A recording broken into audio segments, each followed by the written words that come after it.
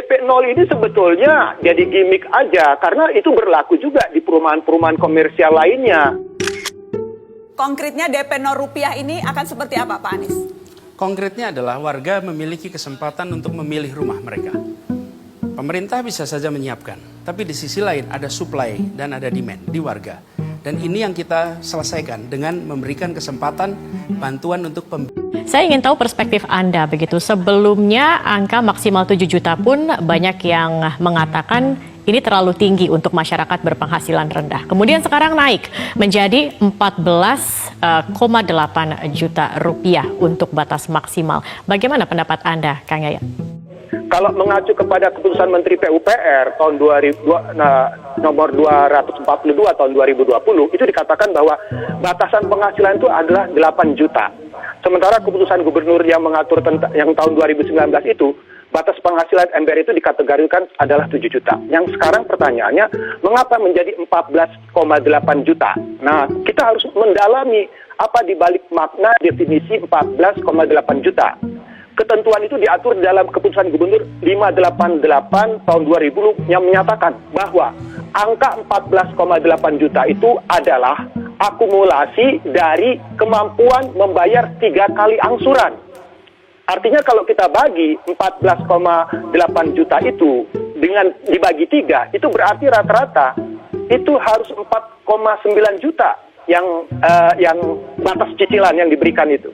Jadi pertanyaannya, di mana warga MBR yang punya penghasilan 14,8 juta?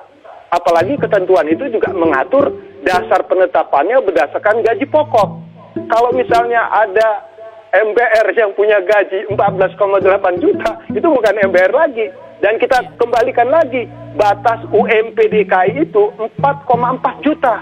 Jadi bayangkan kalau orang mau dapat rumah yang difasilitasi dengan DP 0 ini, berarti penghasilannya harus 3 kali UMP.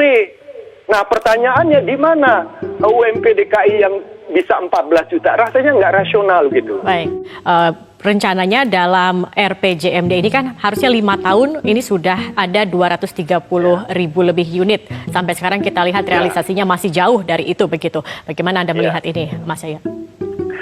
Ya, saya mengatakan bahwa berapa besar bentuk subsidi dan bentuk subsidinya apa. Karena di dalam keputusan gubernur yang menindaklanjuti Pergub ini, keputusan gubernur 606/2020, batasan jual rumah DP 0 ini itu sudah seperti rumah komersial. Harga per komersial itu bisa 12 juta per meter.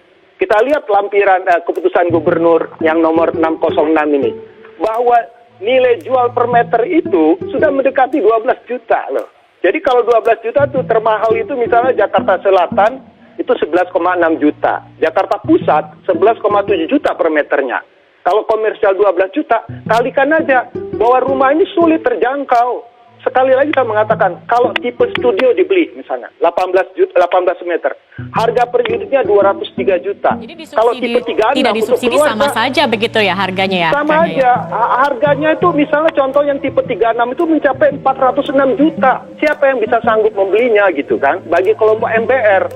Nah jadi saya mengatakan, keputusan ini mengunci dalam arti keputusan gubernur yang terkait 606/2020 tentang batasan harga jual itu memang harga yang sangat disukai oleh pengembang. Jadi pengembang pun kalau tidak komersial, tidak menarik, sulit untuk ini.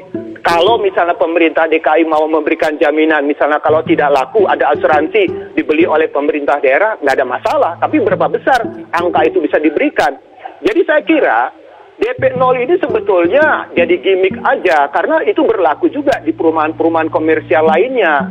Jadi kalau misalnya kita bertanggung jawab kepada MBR, maka kita harus tahu tentang posisi dan tanggung jawab pemerintah daerah.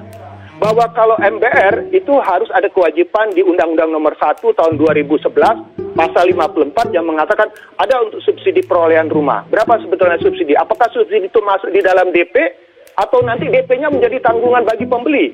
Kemudian juga yang menarik ini terkait penyediaan tanahnya. Sekarang tanahnya kan dimandatkan ke PT Perumda Saranajaya. Nah sekarang ada indikasi korupsi misalnya. Kalau tanahnya dinaikin, otomatis harga jualnya pun akan lebih mahal.